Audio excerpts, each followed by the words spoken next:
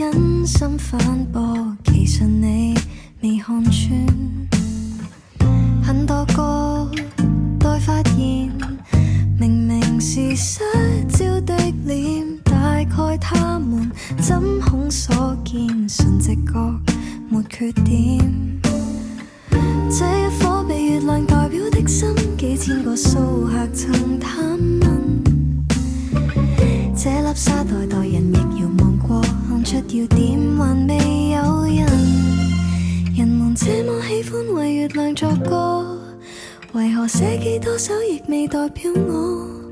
天底幾億個人，無人真的懂得我麼？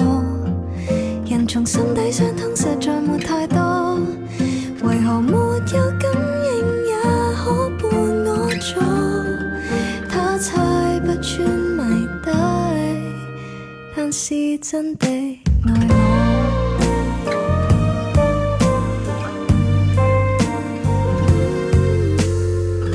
幾首詩，幾幅相，月亮最終不過是人心的投影，容易愛但看不清，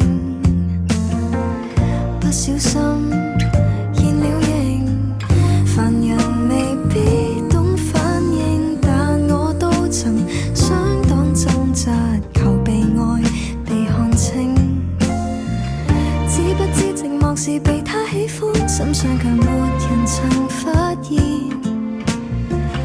他即使盡力來吧，明白我錯失了極柔弱那點。人們這麼喜歡為月亮作歌，為何寫幾多首亦未代表我？天底幾億個人，無人真的懂得我麼？人從心底相通實在沒太多，然而又有幾個會這樣中我？即使他不明解，但是仍然可為我。假使只得到錯的人，要是能陪我，也別太嚴苛。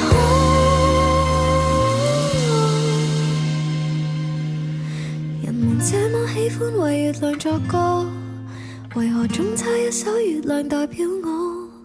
差點識寫那人，原來已經走開了麼？原來即使一起寂寞是正果，為求互作安慰錯，但未算錯。